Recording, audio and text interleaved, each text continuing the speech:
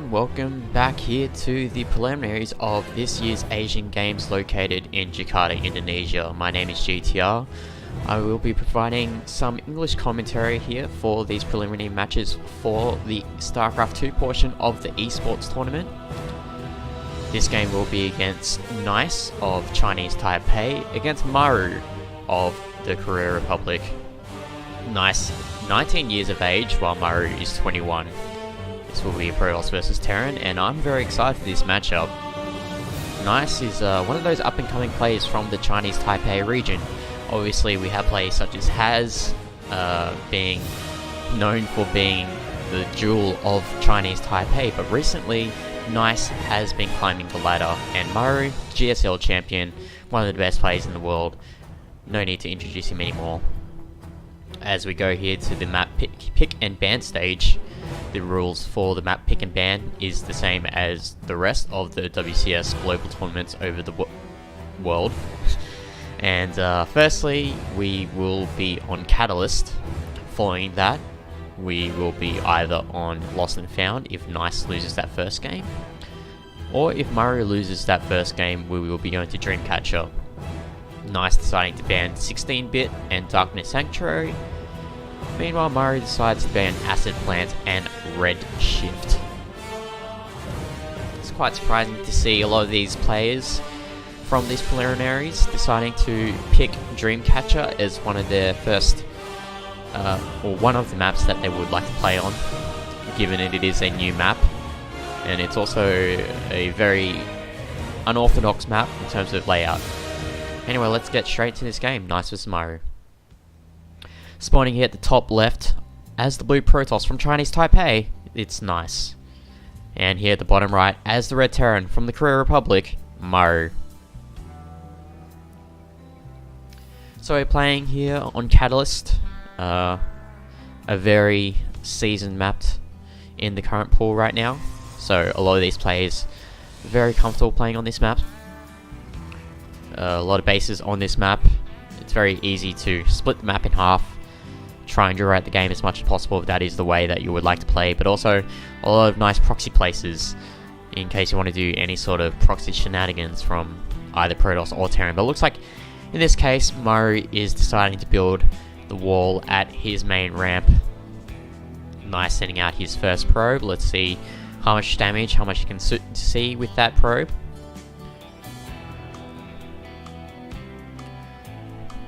We haven't seen any sort of gas here from Maru, so it looks like it's going to be a very standard one barracks expansion from him. See the probe trying to get some hits onto that SEV. Maru immediately sending an SEV that was mining at his main base to deflect this probe. And okay, there is actually the gas, so I missed that earlier before. Probably going to get that Marine followed by the Reaper. As for Nice, as we can see in the production tab, he gets the Nexus down, also with the Cyber-Nexus core.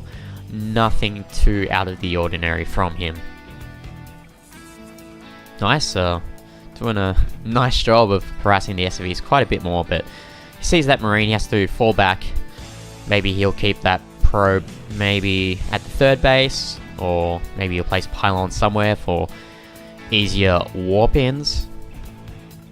There's a scout of Maru. His SCV goes into the main base of Nice. He'll see everything that Nice has to offer, which is that fast expansion, the quick Cybernex core, and the Adept, which is about to come out from that gateway. It looks like here from Maru, we actually are not seeing the Reaper play. We're actually going to see that one Marine, and oh, Nice actually getting up the ramp. He gets to see the whole tech that Maru is up to. The reactor on that barracks along with that factory, as our observer indicates. So he definitely knows that it is going to be a reactor Hellion or a reactor Cyclone build from Maru. Let's see what he decides to do here. And it looks like it's going to be the reacted Cyclones. So it looks like with this build, Maru wants to put on some pressure with these Cyclones. Also with the Marines as well. He is building Marines from that barracks. And okay, so we got a Stargate here from Nice. No doubt that we'll be seeing the Oracle for some harassment, and there it is, the Oracle coming out there from the Stargate. If you feel a bit threatened early on with a Terran push, you could also go for the Phoenix as well to get those lifts. Negate units such as the Siege Tank away from the army, but it looks like he is just going for the Oracle. More well-rounded unit in this situation. It looks like Murray here is actually pushing out a bit early. He's got a couple of SEVs for that bunker as well for a repair if needed onto the Cyclones.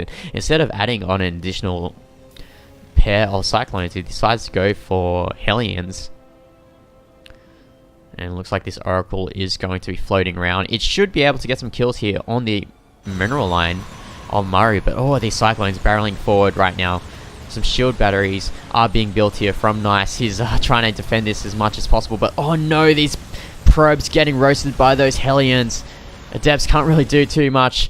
This Oracle is in the main base of Maru, but oh, even if Maru loses a lot of these SCVs, I think this is a tough cookie for Nice to swallow. Oh, GG. Very cute push there from Maru. Noticing that Nice didn't have really too much of a ground army, he only had a few adepts. Obviously, if Nice decided to go for Stalkers instead of adepts, it might have worked out a bit better for him. But the push takes out Nice. Oracle didn't get to do too much work there at the main base of Maru. And Maru will take out that first game. As a result of that, Maru will be ahead 1-0. Just waiting here on the next game to start. Very convincing win there from Maru. I think if Nice was given the opportunity to defend that, we would have seen a longer game. But Maru, a very seasoned player, a veteran of StarCraft 2, noticed that Nice didn't really have anything to counter what army he had, so Maru takes out that victory. Once again, this is the East Asian group for the preliminary round of the Asian Games. 2 players from this preliminary group will be advancing on to the Grand Finals located in Jakarta, Indonesia later on this year. The East Asian group, very tough group. Chinese Taipei, as well as Hong Kong and Mongolia. Let's see how the next game will shape up.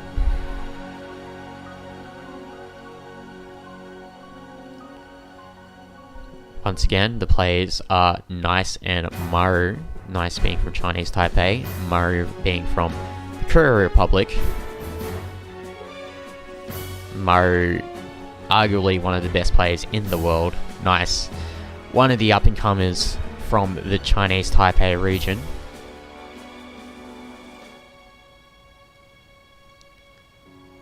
Looks like we're still waiting for this game to start, so bear with us as we wait on that to occur.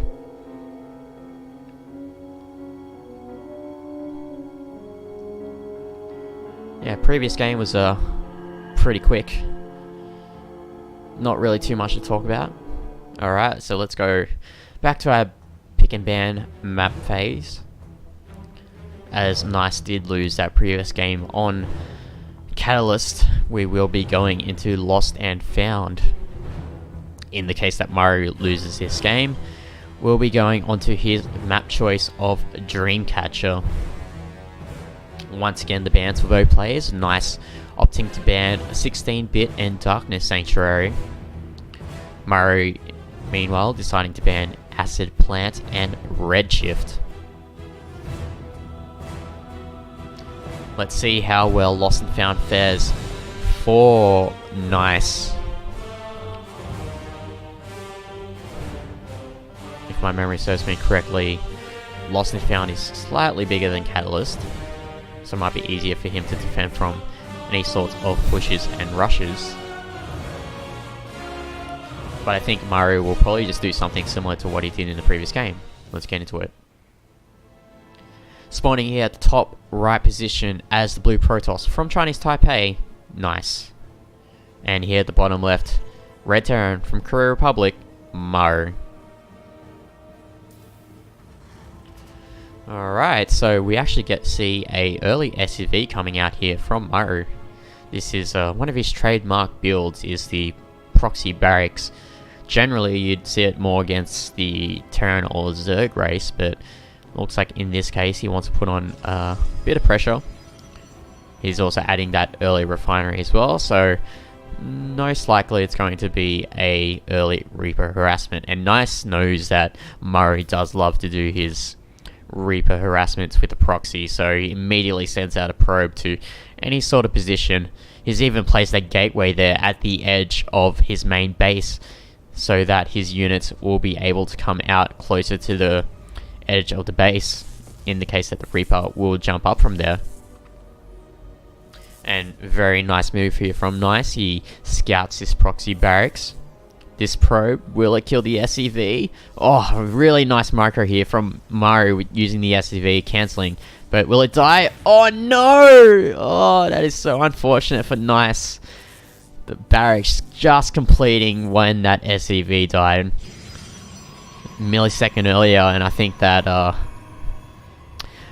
barracks wouldn't have completed, and Murray's build order would have been completely gone to shambles. But luckily for Maru, gets that barracks out, gets the Reaper out. But luckily for Nice, he'll be able to adapt to this as necessary. And as I mentioned before, the building layout at the main base is going to be able to trap the Reaper once it comes up. There we go. And Murray has to go via an alternate route towards the main base of Nice. Minor victory there from Nice, but we'll see how much damage this Reaper of Maru does. Nice micro here from Maru, as always. Gets one probe. Let's see if he gets another. Doesn't seem so, but okay, here comes the Adept, but the Reaper flies down in time. Another Reaper will be joining the army of that one Reaper of Maru. It looks like he's going to get a tech lab out of this, so maybe we'll see some Marauder harassment from Maru.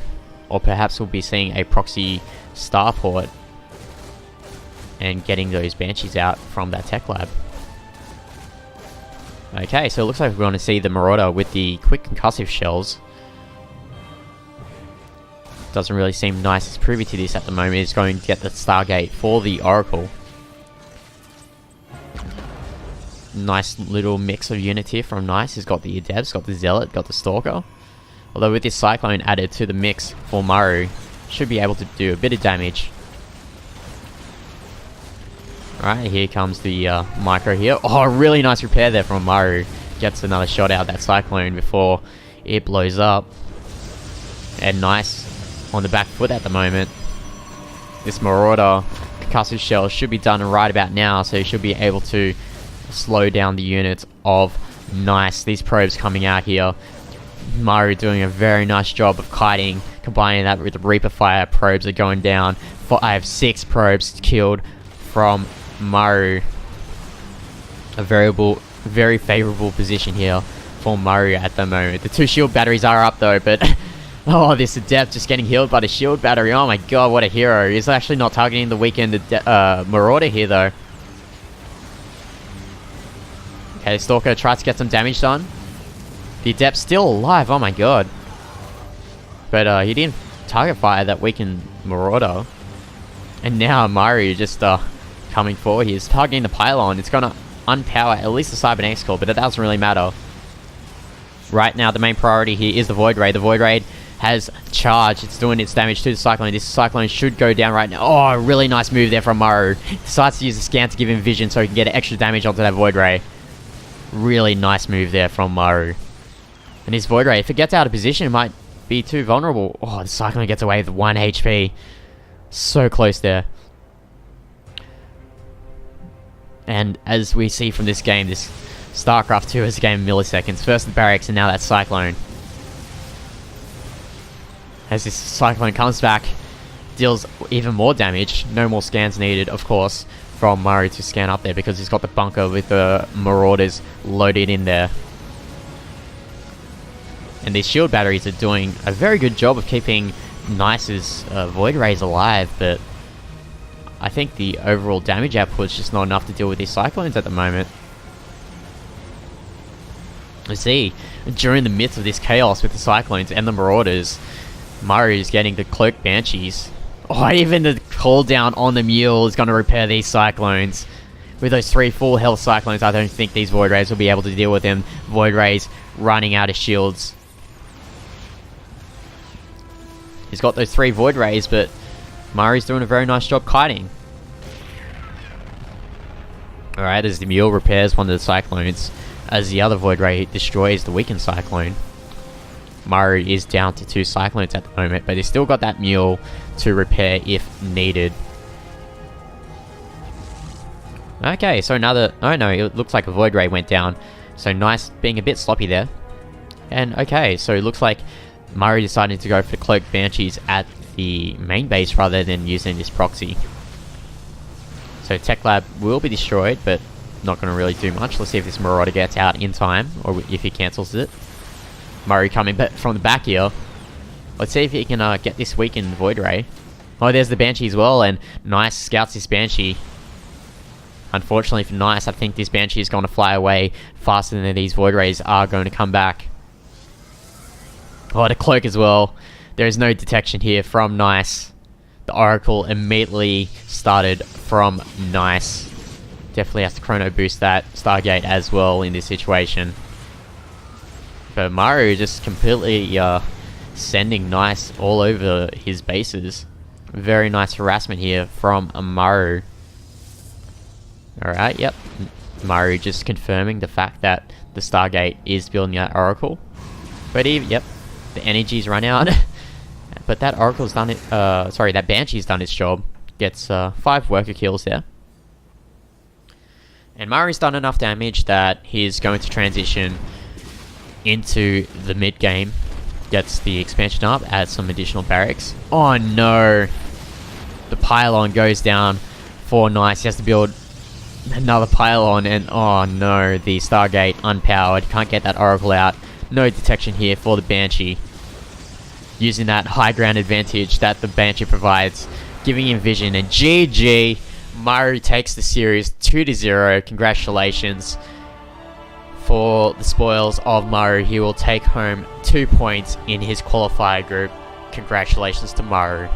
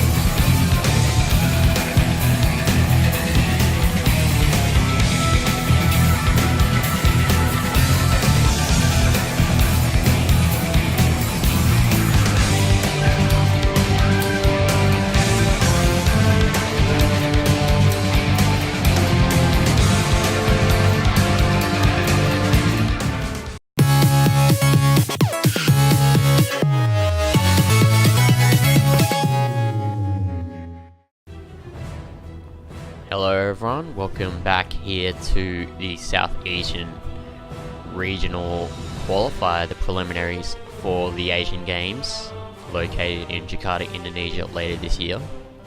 My name is GTR and I will be providing some English commentary for these preliminary matches. For this match we will be having a game between Strike, 25 years old, from Thailand, playing Terran, against Revenant, a 24-year-old Zerg player from Singapore. Alright, and the map pick and ban phase is here on screen right now. The rules for the pick and bans is the same exact rules for the rest of the WCS Global Circuit tournaments. So each player gets to ban 2 maps, and then we end up with 3 maps being played, with the last map chosen being the first map. In this case, the first map for the series will be on Lost and Found.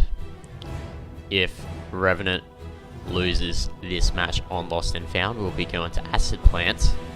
Conversely, if Strike loses this match on Lost and Found, we will be going to 16-bit. If we look at the picks and bans in detail, Revenant deciding to ban Darkness Sanctuary and Redshift, Strike banning Dreamcatcher and Catalyst. Surprising to see Revenant deciding to ban Darkness Sanctuary, given that he is a Zerg player. And let's get straight into this game. Spawning here at the top right as the blue Terran. Oh, PP. Okay, never mind. Yeah, blue Terran is Strike from Thailand. And here at the bottom left as the red Zerg from Singapore, it is Revenant. Like these colors here, just a personal note. Blue for Thailand, red for Singapore. Both these players are veterans of the RTS community in the Southeast Asian region, not just for StarCraft 2. Strike being a young StarCraft 1 player, while Revenant, his background was Warcraft 3. Revenant, I remember back in the day, used to play Undead, pretty good player. And even after all of these years, he's still playing RTS games. And it would be a massive privilege for one of these players, or even both of these players, to represent their country at the Asian Games later this year. So we go back to the game, we see Revenant actually going for the proxy hatchery at the expansion of Strike. Strike completely oblivious to this, as he did send his SCV out a bit too early. Conversely, Revenant actually not getting a spawning pool just yet. He's actually going for the 3 hatchery build before going for the spawning pool. Really smart move here from Strike. He's deciding to just build the command center on the high ground. Just use the Marines to chip away that hatchery. He forces Revenant to make the decision, oh, should I cancel this, or should I just let it open, let it complete, and then let the Broodlings do a bit of damage. In this case though, with the bunker and the Marine, I feel that Revenant should be able, he should in this case cancel the hatchery once it's about to complete. I also love how Strike is completely unfazed by this. He's continuing on with his build order. He's going to get the factory. Most likely he's going to go for reacted Hellions. And okay, there we go. Looks like Revenant decides to complete that hatchery, spawning a queen out of there. Perhaps he's just gonna lay down a creep tumor before letting it die. As you notice, he's not building anything from those lava. So most likely he's just gonna annoy Strike just a bit. Okay, no, he decides to build 6 Zerglings. Maybe he's trying to time the death of the hatchery with the Broodlings to try and kill off this bunker. But will this hatchery go down? Yes, it does, before the queen comes out. And oh no, these Zerglings don't come out in time with the Broodlings, so everything that Revenant wanted to happen for him just did not work out for him there. And really nice move there from Strike. Salvages the bunker, moves the Marines back up. And he should be able to lift down that command center that he just built on the high ground and start mining from that expansion. See the Overlord of Revenant just coming in, seeing the tech. Nothing too out of the ordinary here from Strike though. He's getting the reactor on that factory, he's getting those Hellions out. should see Stim coming out there from the tech lab, from the barracks sometime soon. And okay, it looks like at the moment Strike is very pensive into moving down right now. I guess he feels a bit afraid of any sort of Zergling bust. But I think with this scan, he sees the drone count, doesn't really see a lair coming up right now. Should feel quite confident of moving down, and indeed he does. Although I do feel that Strike should be doing some harassment with these Hellions. I guess he was just confirming the Zergling count of Revenant before deciding to make a move here. And oh, even more Zerglings here from Revenant. Let's see how well Strike's defense is at this expansion. Don't see a bunker at the moment. He's got these Hellions coming down. Looks like he's gonna finally do some harassment with these. Banshee is also being built for Strike. And oh, here comes the speedlings of Revenant. He actually darts past these Hellions. As a small group of Zerglings chase these Hellions down. This large group of Zerglings come up the ramp. But really nice block here. Using the larger size of the mules, Zerglings barely get any damage done onto the army, or even the workers of Strike. What Strike loses there is just nothing, just a couple of Marines. Really nice defense there from Strike. With the Banshee being revealed from Strike, he is moving that Banshee straight towards the base of Revenant. And we've got the double armory play here from Strike, so it looks like we're going to be seeing some mech play from him. Given the architecture of this map, mech play is pretty good. You can easily split the map into two halves. And that seems to be the strategy of choice here from Strike. Got the additional gases being added on to the expansion of Revenant. He's got a quite healthy drone count, given that he did go for early Zergling aggression. He's at 48 workers right now. Let's see if he gets that over that magical 60 mark. Maybe he'll add even more workers if needed. And as expected of the double armory, we see the really quick vehicle upgrades, the weapons and the armor from those armories. So the next question is whether Strike opts to go for some sort of timing push with the +1 vehicle upgrades, or whether he'll just turtle it out. And as a reaction to the quick third command center, as well as the mech build from Strike, Revenant decides to take a fourth base there. The Hellions trying to do some damage to it, but these Queens deflecting that harassment away. Here comes the Banshee of Strike coming into the main base, but the Cloak will shield that Banshee from any further damage. Gets positioned here. We'll get maybe a couple drones, maybe get that Distractor as well, but he doesn't want to go anywhere near that mineral line because there is that Spore Crawler there. And we got some multi-pronged harassment here from Revenant, from Strike, sorry. The Overseer is more from Revenant. Queen will deflect their Banshee away. We've got a large amount of Zerglings here coming in. It's going to take out this tank. Oh, gets the supply depot wall up in time. No run by for Revenant there. Strike paying a lot of attention there to get the supply wall up. Would like to see some Hellbats in this mix. I feel that Hellbats are a bit more useful when you're in a defensive position. Scouting Hellion there will confirm that fourth base is up and running for Revenant. Looks like he's starting forward with these Hellions as well.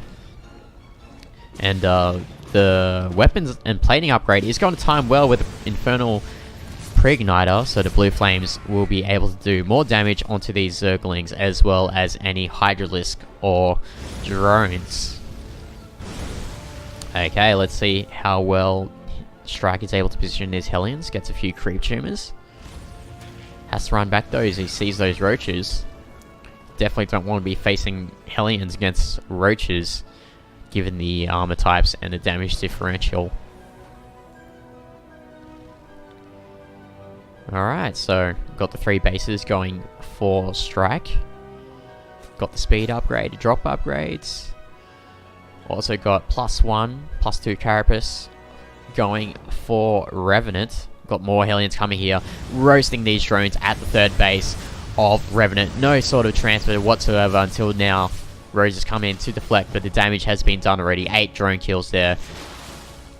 Nice victory there for Strike. And we got a run by here from Revenant. Let's see if he gets his tank. Okay, looks like the Blue Flame Hellion should be able to clean this up. Yes, it does. So not much damage has Revenant been able to do here with those circling run by so far in this game. These Hellions, all of them quite weak actually. They'll have to retreat back to the base of Strike. And we see some Swarm Hosts from Revenant. Definitely feels that if he is to win this game, seems to be a long drawn out turtle game, he will need those Swarm Hosts with the Locust to break through the defenses of Strike. Or a very large Roach army here from Revenant.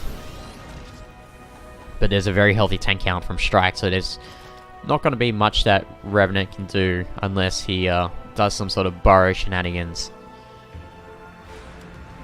Viking here, taking out the Overseers. Cute move there.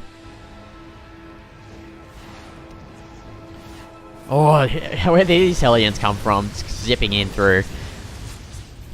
Strike. 11 kills on the drones. 13, 14. It's not really much that... Oh no, 20 kills. 24 kills. 28. Whoa, 32. So many drones getting roasted here from Strike. Revenant not paying attention to what was happening in his main base. And these Hellions have definitely done their job, freeing up supply but also getting those drone kills. And what's even worse for Revenant is that he's maxed out, so he can't re-drone at the moment. He has to attack. These roaches just using up so much supply here. So unfortunately for Revenant, he's stuck in between a rock and a hard place. He needs to use up these roaches to get some damage done because he needs to free up supplies to re-drone. Conversely, this could be the opportunity for Revenant to make his move. Alright, so Revenant does reveal his trump card. Oh, there's no way you're going down that ramp, buddy. Alright, so it looks like Revenant is looping around. Spawns those locusts, so it looks like these locusts are trying to hit the south side while the roaches of Revenant are barreling through the north. Those locusts didn't really do much though, and they are now on cooldown. This could be a great opportunity here for Strike to move forward. Oh, and doesn't Strike see this? He should be able to see the shadowing.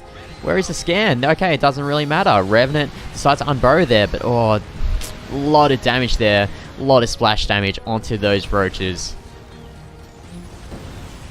And it doesn't really seem like Revenant's deciding to drone back up. It looks like he wants to continue with this attack, but I don't feel that roaches are the best option at the moment.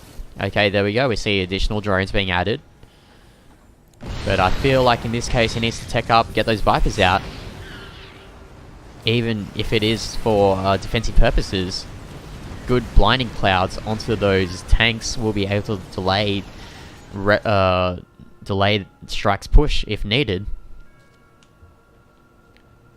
Alright, so we see those recently hatched roaches joining the army here of Revenant.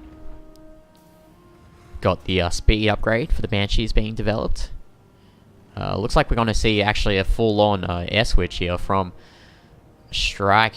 He senses weakness in Revenant's play at the moment, seeing that he is only going for Swarm Hosts and Roaches at the moment. Haven't seen any sort of Hydralisk Den so far. And GG notices that he's way too behind. Revenant taps out. So there is game 1 to the favor of Strike. Really nice play from both players actually, but it was that one moment where Strike managed to get that large control group of Hellions into both the expansion and the main base, taking out, what was it, 32 drones? Perhaps even more, and Revenant deciding that, oh, I've lost too many drones, decides to amass an army and try and break through, but unfortunately for him, he doesn't break through, and Strike takes out that first game. Very impressive play from both players, but looks like Strike in the end will take that first set. If you're just tuning into the broadcast, welcome. My name is GTR. I'll be providing English commentary for some of these preliminary matches for the Asian Games. This is Thailand versus Singapore from the Southeast Asian preliminary group. I believe 2 players from this particular group will be advancing to the grand finals later on this year, located in Jakarta, Indonesia.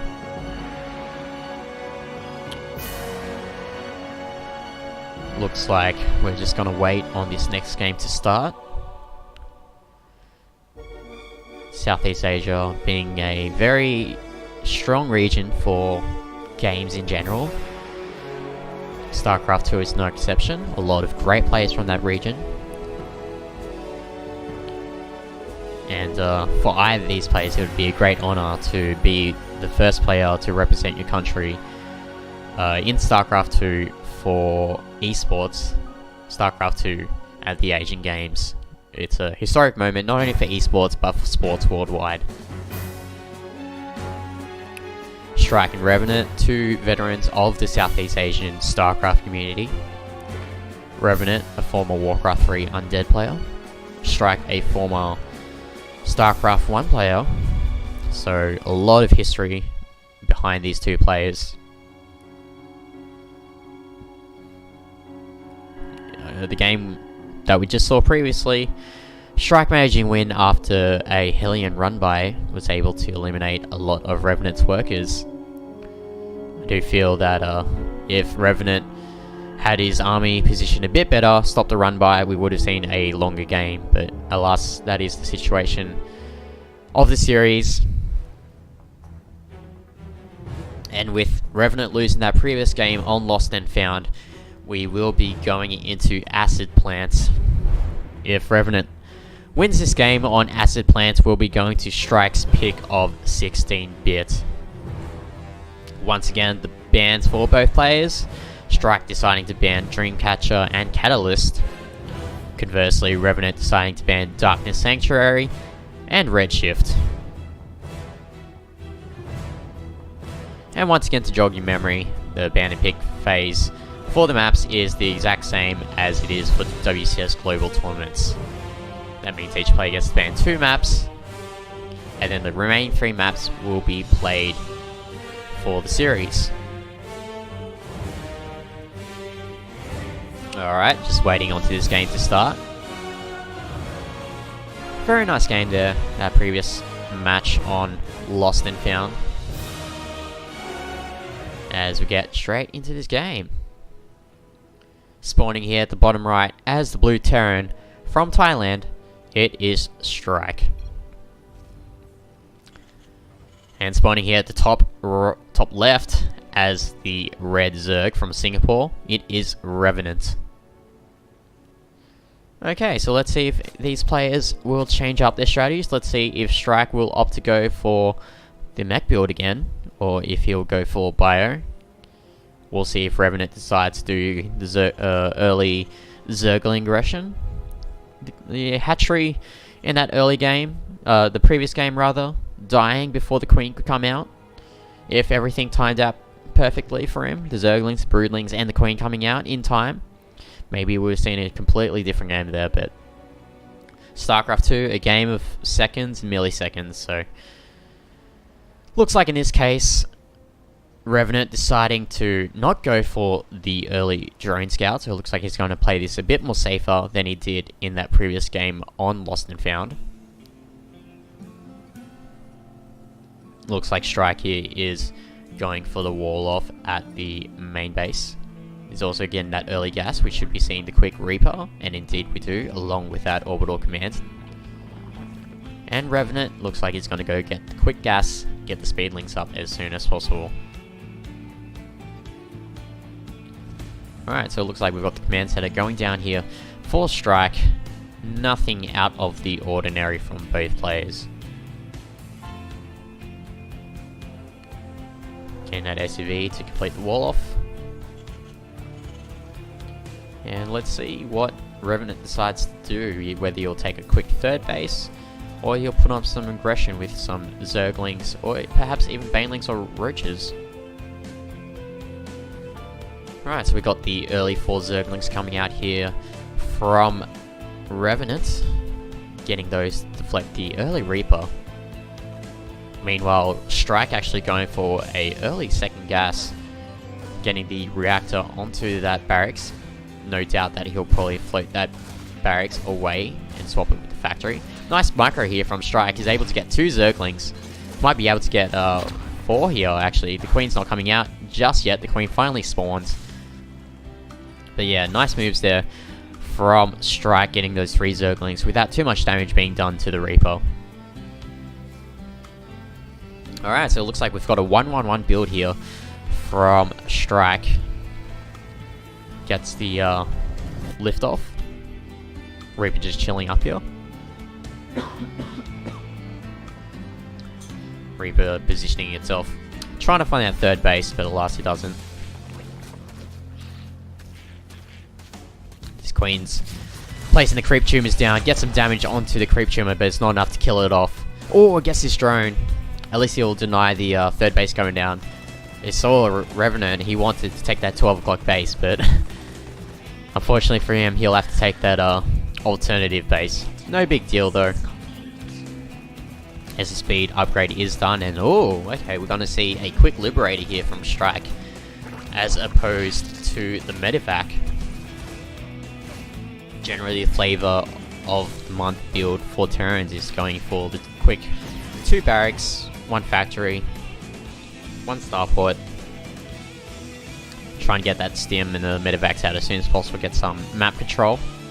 But it looks like in this case, Strike, having that gut feeling that Revenant will be doing a lot of Zergling based aggression builds, goes for the reacted Hellions to get those Hellions out quicker, and use those Hellions to assert map control rather than using Medivacs and the Marines.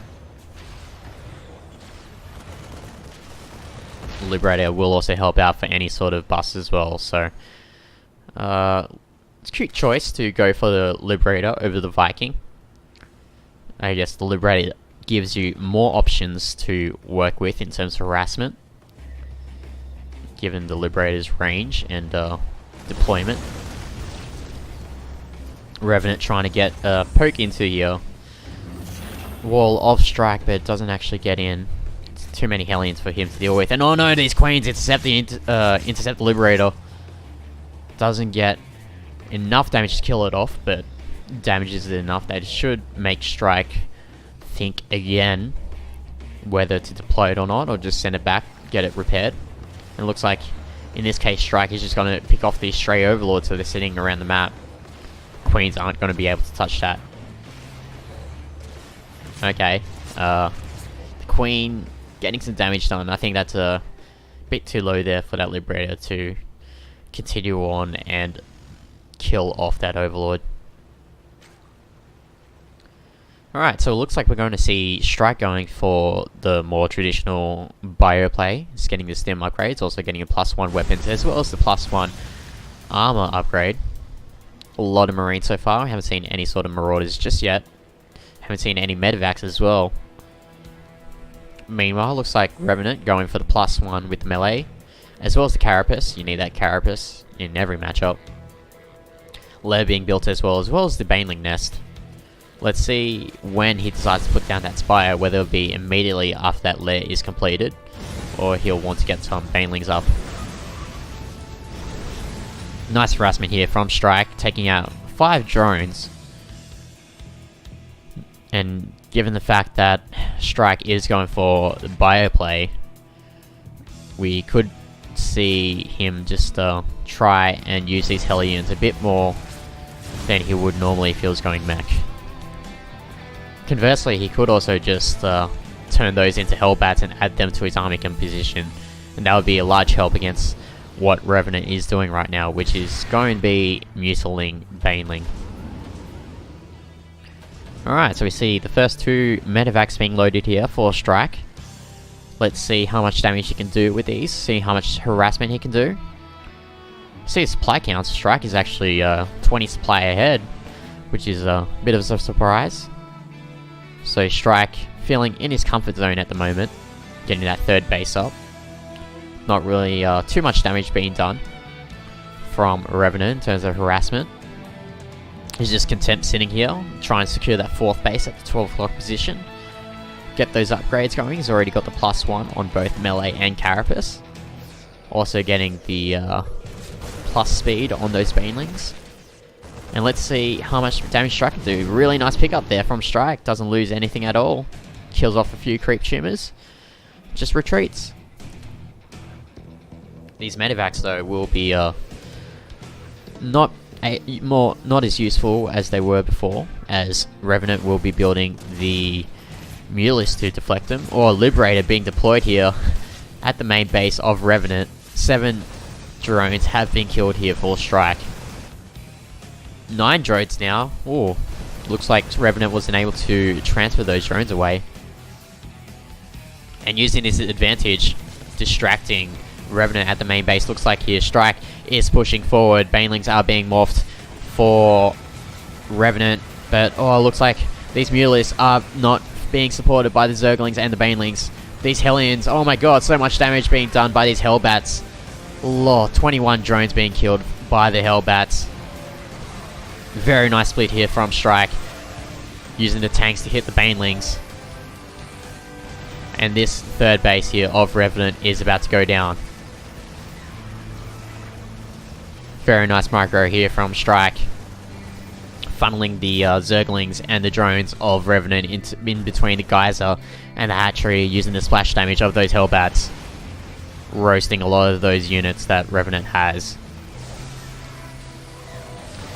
See Strike pushing forward here with these tanks. The Mutalisks not being able to do too much. Mutalisks are going down in GG, well played. Strike taking the series 2-0 over Revenant. Congratulations to him. As a result of his victory, he will be taking home the 2 points in his preliminary group. So once again, congratulations to Strike.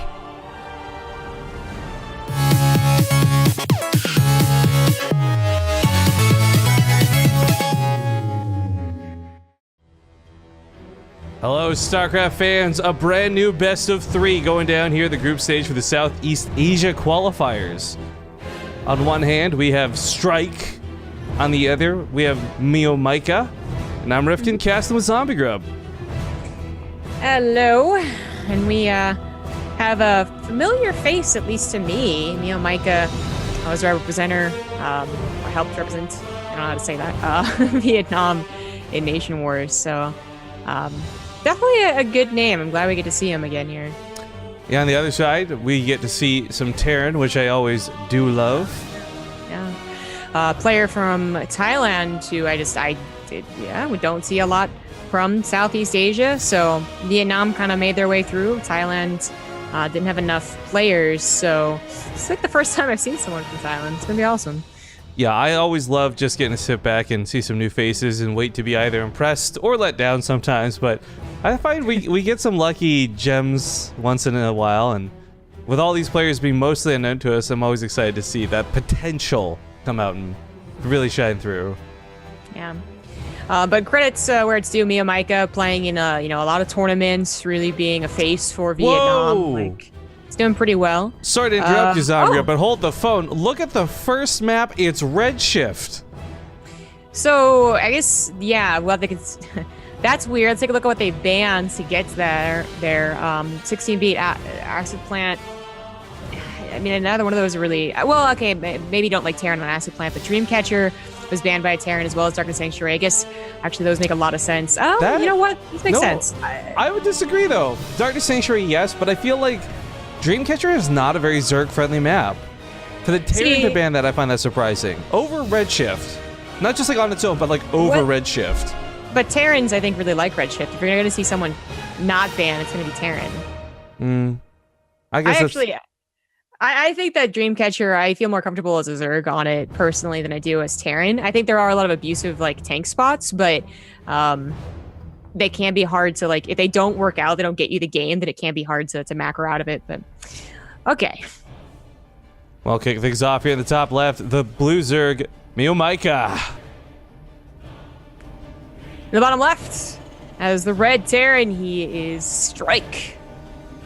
Now, of course, for those who don't see this map often, and most don't, as it is commonly vetoed, two things to point out. The map, while looking a little symmetrical on the minimap, is not a 4-player spawn map. It is only 2 players, only top left, bottom left. Secondly, while it might not be highlighted on the camera, there are 2 gold bases, but they're very risky and dangerous gold bases, because while they appear to be an in-base natural, they really expose your workers to any ranged units on the other side from your opponent. So it's a very strange, very unique map that is, without a doubt, still being figured out. With how often it's vetoed, most players don't have a lot of experience playing here. Yeah, it's true. So we see a lot of people try and play directly to the map. Now, you could say that Zerg kind of gets the bad hand here because they don't usually start off that quickly with useful projectile units, shall we say. Queens are, projectiles, but they don't really count. But you can go right up to Roaches. So you can try and play like Miomaika is. You go into maybe an earlier pool, send some links forward, bother the Terran, who is over 50% of the time going to take the low ground natural, not the gold base.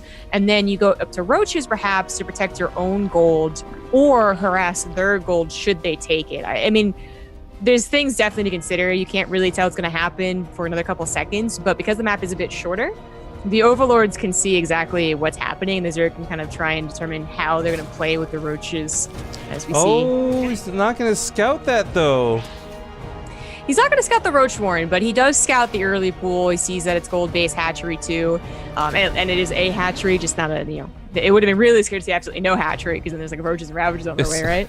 It's so funny that they both went for the gold. We'll talk on this more in a moment, but what's key right now is that Reaper gets across the map, and if there are roaches being made, he gets to see them. Because there's almost no great way to defend against roaches unless you see them.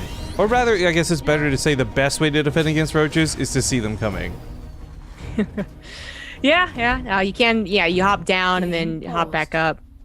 Oh, a little bit awkward here, but the Roaches, they will deny Strike's mining unless Strike goes up to a Cyclone and Medevac, which is what we see from some of our Korean Terrans to try and. It's so funny when a map like this exists, right? It's just like Habitation Station back in the day. You would counter their counter to your counter to their counter, like it was one of those mental games where you could keep going on and on. Because no one really wants to play a super standard game here. Super shout out to Observer H, by the way. He's got that pause game on lockdown. Perfectly timed. Yeah, a little annoying and definitely dangerous. So if Strike has practiced a lot in this map, I do think he should assume that he'll believe that there are roaches on the way. Otherwise, if there's not, then you just look at the Zerg and you're like, you're silly. What are you doing? I almost didn't even see those Zerglings pop. Came out of nowhere. Well, he does the tango, but does see the roaches. The problem is he's going to feel the same burn. He can't mine off of this base comfortably, backing away the only option. But I think he knows with the fact that the way the gold base was set up on the other side of the field, this isn't the weird all-in. He's not seeing Ravagers, for example. It's just roaches. So he doesn't have to slap down like 3 bunkers. His production should be good. Yeah, and he is going up to a tank. I mentioned tank. I also said like a Cyclone drop. That seems to be very effective because 2 Cyclones early on in the game does beat most amount of roaches this early on, especially when you think they're going to be macroing out of it, which Miomaika certainly is. It's going up to a lair too, surprisingly fast. So we'll see if that's going to be for roach speed, maybe a slightly later third base, or if it's really going to be something truly all in like a Nidus Worm. The Reaper would also want to see that. I would love if this game actually just ended up being like 20 minutes gold versus gold and no other base was taken. It ended up being this strange 1 base versus 1 base battle for the golds. Yeah. The Ravager's going to make the tank defense really awkward. Because, of course, they can bile down a tank if it gets too close.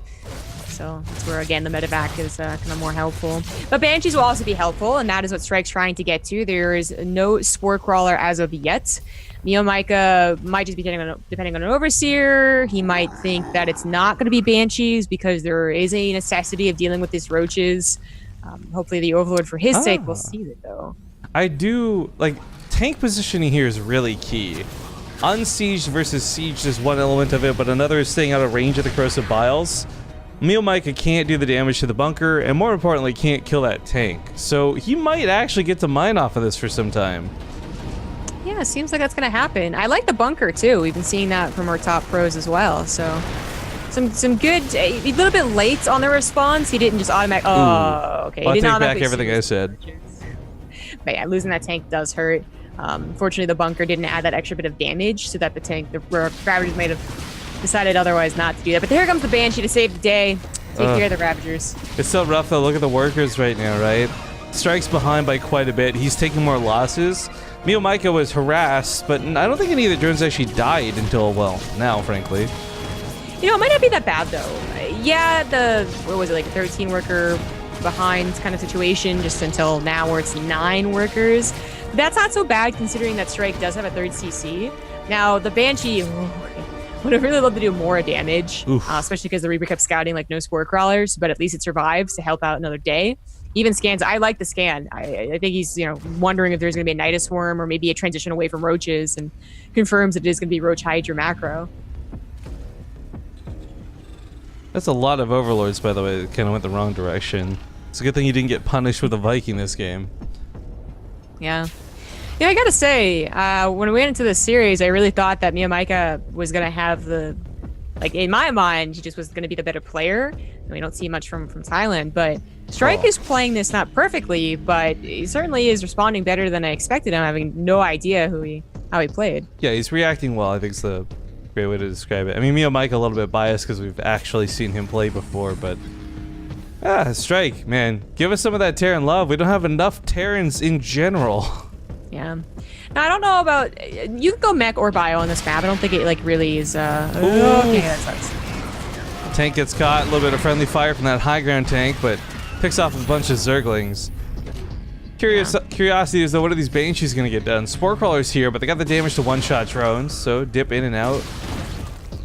I think coming back and ensuring that nothing surprises you is maybe a bit more important at this point, because you do need the thirds. I was just going to talk about how, he's going mech, right? He didn't actually get his gases that fast at the natural, I don't believe, or he couldn't mine from them continuously because of that harassment, right?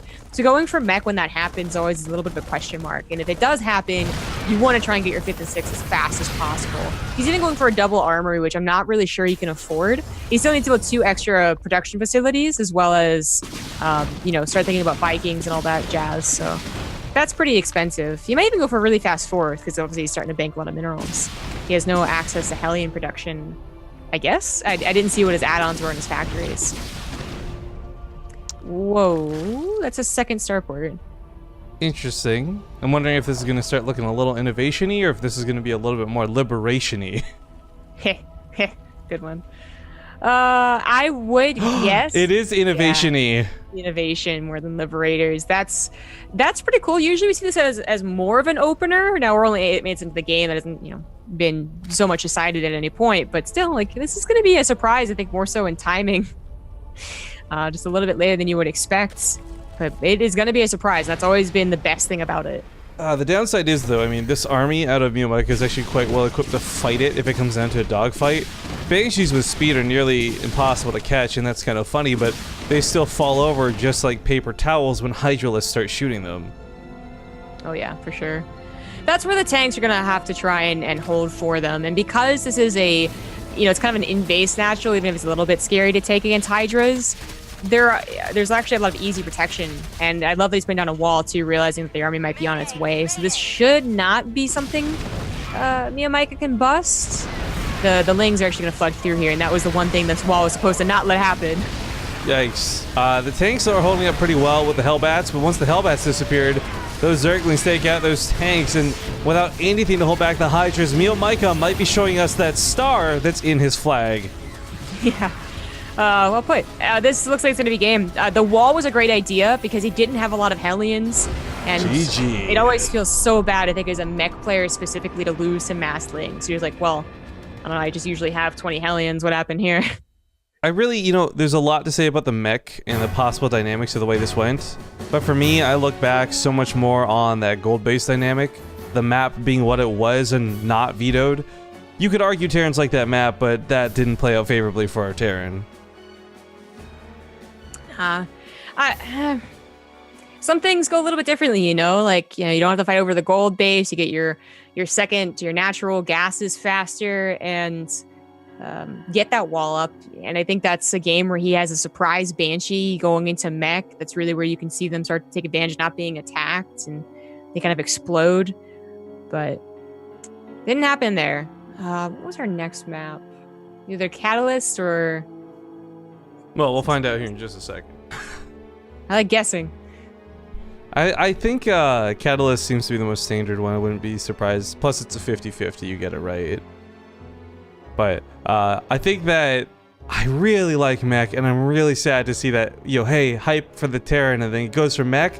Like, yes, be still my beating heart, only to lose to an attack like that. Oh, brutal.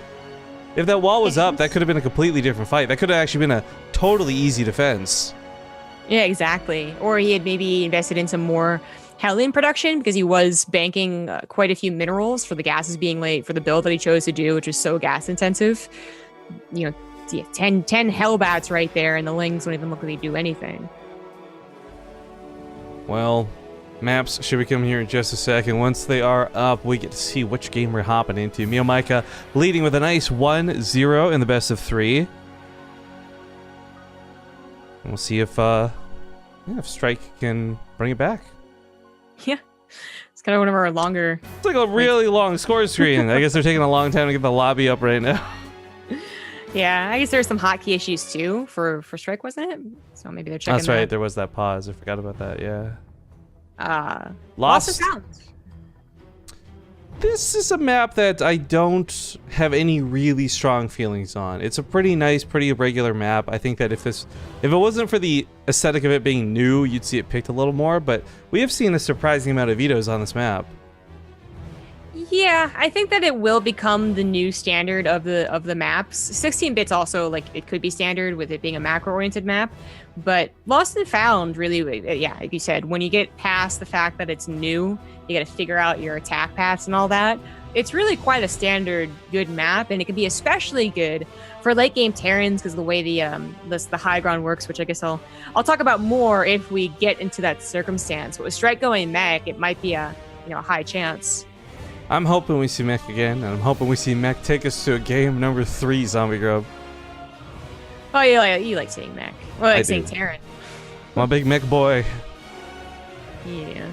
But all right, here we go. Dancing into the match. Miomaika versus Strike, game number 2. To the upper right, he leads 1-0 in the best of 3. We have the blue Zerg. It's Miomaika.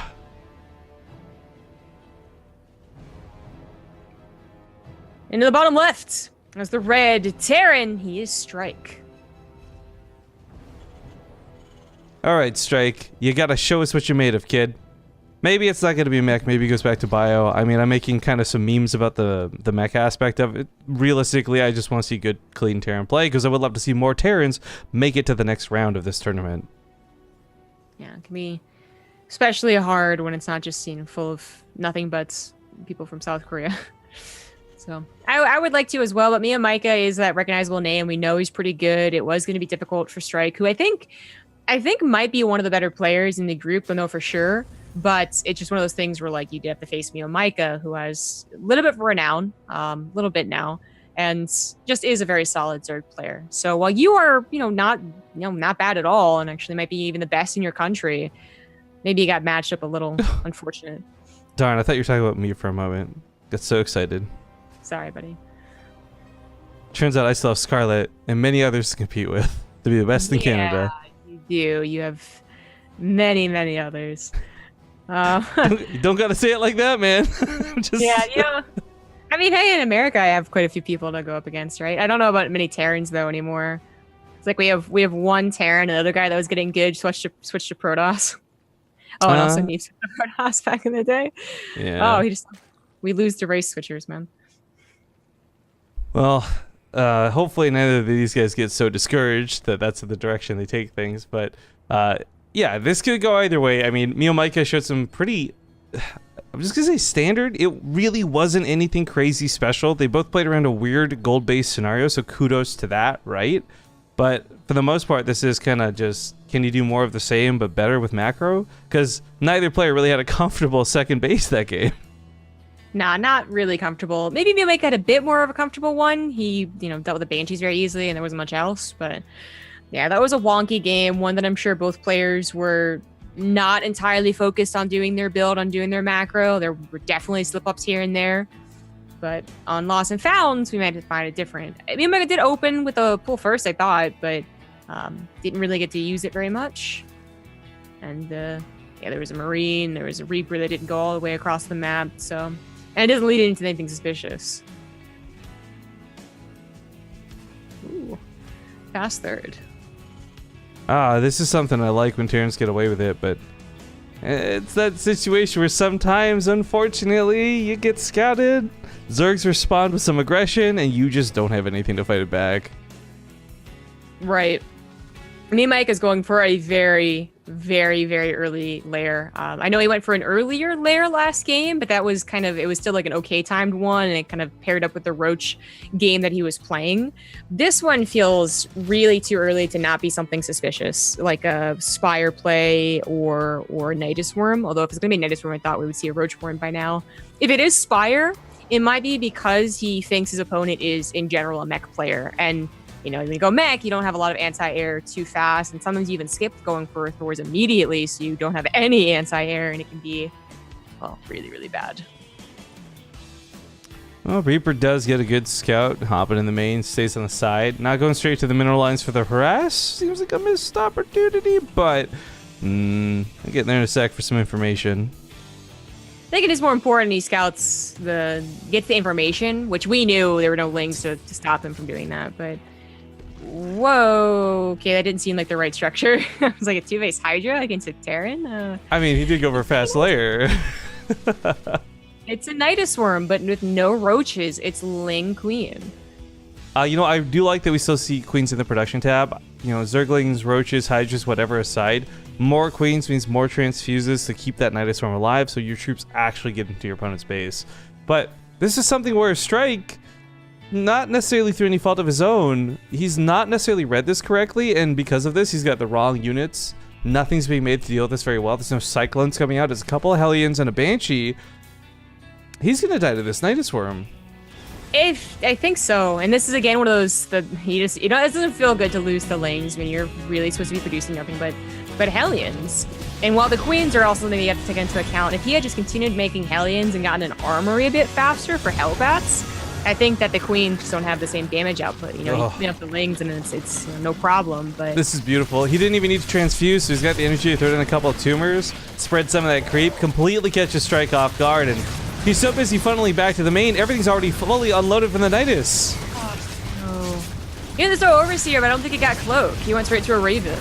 Yikes. Well, this is feeling bad for Strike. STVs on hold position are some nice micro-controls. I love this move out of Strike, but is it good enough? He's got the one Cyclone. That's the real damage he has in here. But there's so many transfuses available on these Queens, and 18 STVs have died. That was some amazing micro. That was the best out of a there goes the very bad Raven. scenario. Yeah, at least the Auto Turret's doing something. It's getting a lot of work done, but the Queens are taking out all the SCVs, and that's going to be it. No, not quite yet, but I think it is it. Oh, that time skip, though. A couple of Cyclones remaining. Queens continue to fight to the best of their abilities, but I think this is, even with the transfuses missing, still just too much damage done. Single-digit workers. 8 SCVs remain. I feel like if he had micro, so the micro with the hold position with the SCVs was fantastic. I'm not going to disparage that. I feel like if he had microed after that, pulled the SCVs away, and just kind of like bought time as more units came from the factory, I don't think the Queens were that much of a threat that he had to lose 18 more SCVs, But of course, there was the urgency to take care of the Nidus Worm, which he was unable to do, lost all the SCVs, and either way, it was a bad position. But maybe it could have been a little bit better. It's definitely done so now. Well, congratulations to Mio Micah. Another one of many 2-0s in this tournament. GG's. Congratulations.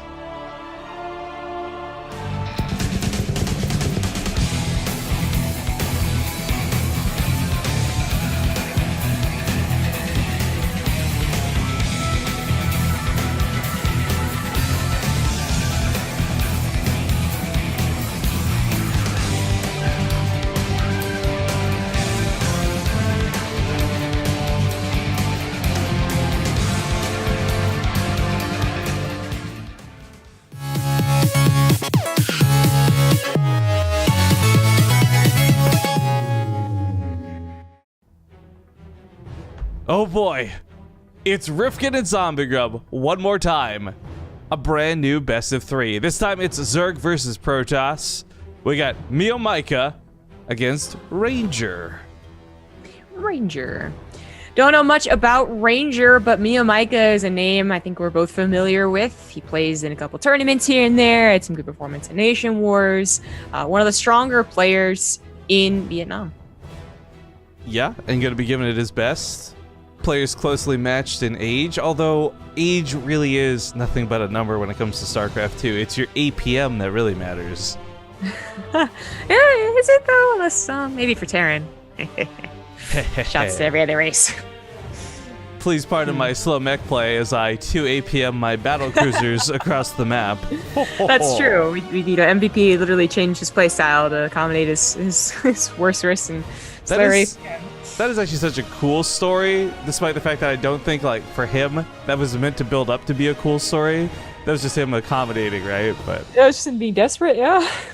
all right, map picks and bans. First map up is going to be Dreamcatcher, with both Catalyst and Lost and Found slipping through the vetoes. I think this is a pretty normal-looking map pick situation. Don't say 16-bit as much as I thought I would, but Catalyst is one of the older maps. That makes sense. And Lost and Found should be the normal map of the new map pool.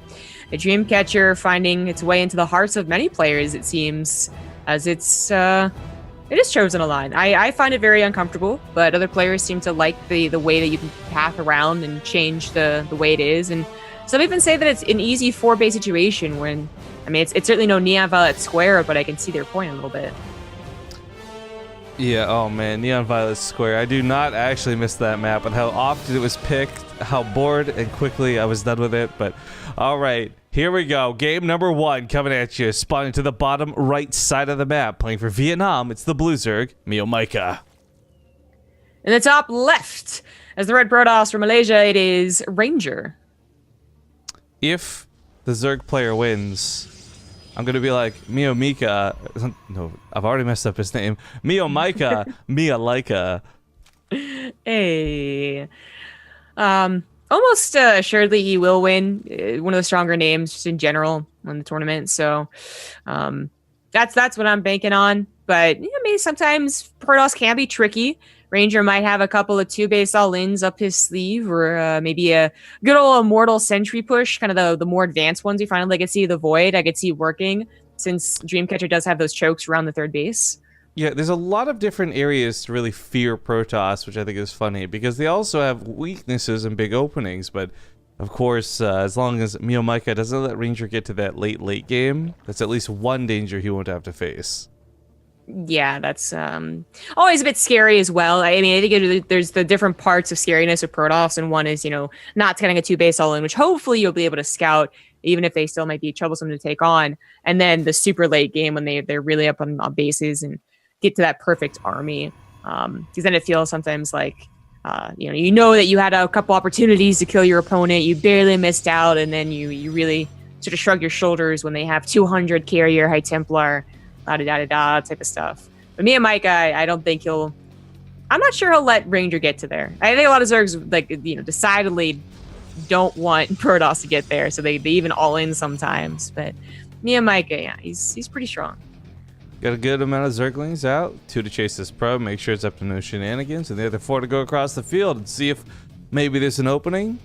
Looks like the wall should be done before they get there. We'll take a look at that in a second. Right now we're very anticipating this probe's death. All right, yes, gets the probe.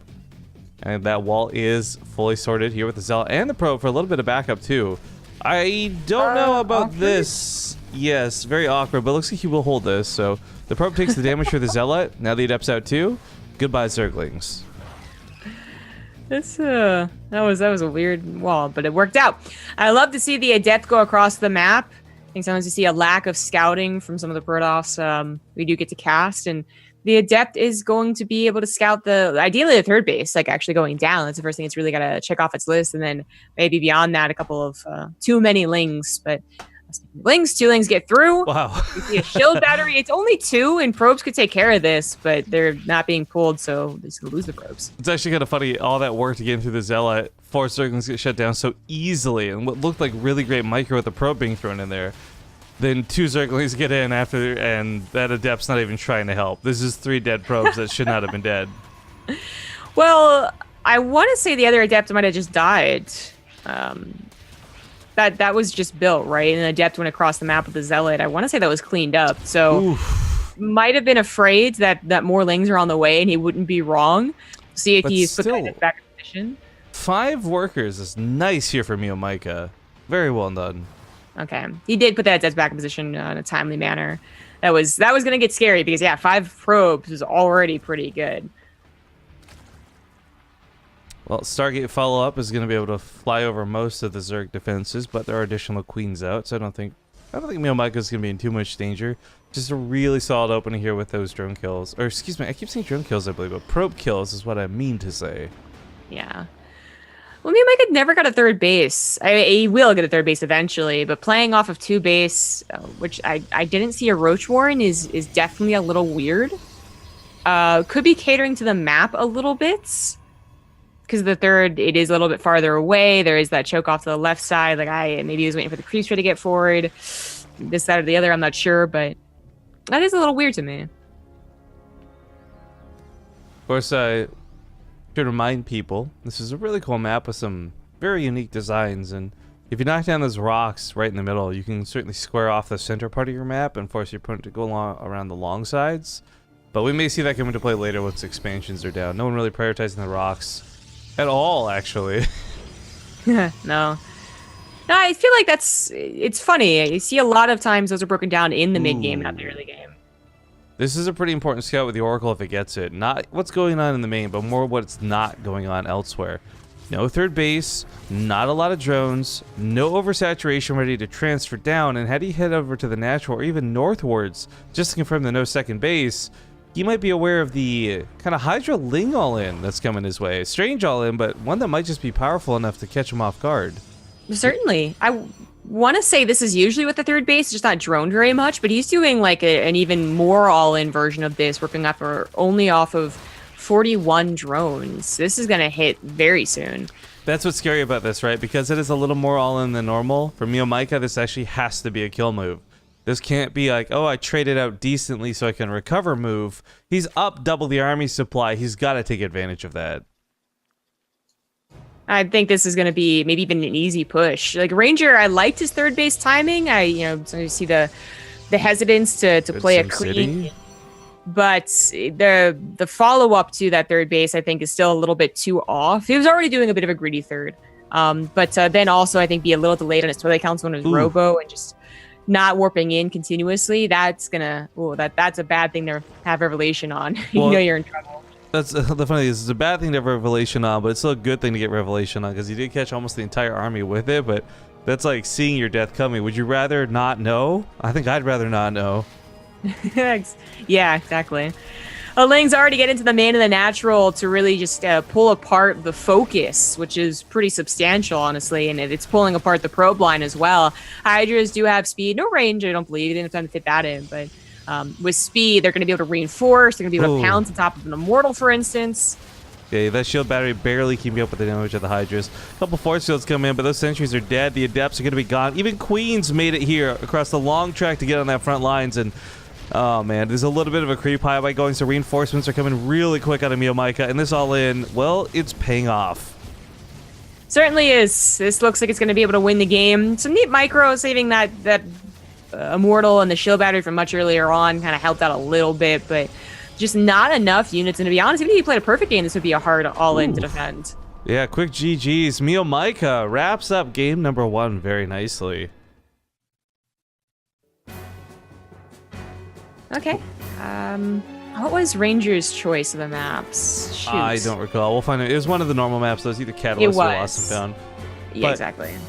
Normal map picks aside, and we'll talk about this in just a second, I gotta say, like, whether that was an intended all-in or an opportunistic all-in, that was a really good decision out of Miomaika to go for that. Yeah, I like it. I wouldn't mind if you did it again, because we do have two of the normal maps. There's not like too much to talk about specifically build order wise. But yeah, Catalyst or Lost and Found, I wouldn't mind that. Lost and Found be a bit bigger. Excuse me. Maybe Catalyst would be the ideal one. I just don't know which one was picked by who. Well, I kind of hope he doesn't do it just because I want to cheer for that game 3. I fear that another all-in like that could be a swift end to poor Ranger. Yeah. As I said, even if he did his build perfectly, even if he held off on the third base and opened up more with like a dedicated Archon drop, I still think that would be a tough one to hold. Yeah, I am in agreement. Hydras are pretty nice, especially when you get them out quick like that. There's actually some European players who've been making that their priority, some even foregoing roaches entirely. And it's sometimes a little risky, but more often than not, just very powerful. Yeah, I would say that sums it up. Sometimes it is risky to play without those roaches, but and you can just put everything in a Hydra, so it's it turns out pretty well. I guess for a Protoss, I do kind of hope that he has something a little more aggressive. What was the map here? It is Catalyst. Okay, so I'd definitely be afraid of Miyamika doing something like that again. And if he opens up something more aggressive, I'm not talking necessarily an all-in, but something that can keep tabs and go into a stronger army like the Archon drop, I think that would help a bit more. But certainly not getting as fast a third as you possibly can with a Stargate also is something that he will have to consider. Well, of course, if Miyamika were to lose here and this goes to game 3, he's got a pretty comfortable map to fall on too, because I don't think Lost and Found, we're assuming he's doing an all-in 3 out of 3 games, but I'm just saying that's another map that could work out pretty well with. Yeah. The Catalyst being so short, I guess usually Zergs would have to maybe be a little fearful themselves of an Adept attack, for instance. But what's funny is that if Miyamika does the same thing, he only has 2 bases to take care of, it's actually a little bit easier, I would say. A dedicated attack of all-in, whatever, of Adepts. Maybe it doesn't matter, you don't have a third base, it's all about the units that you have in your control, but... we're gonna get a game. Game number 2. Yep, spawning here to the top left to start things off with that nice 1-0. It's the blue Zerg, Miyamika. The bottom right is the red Protoss. He is Ranger.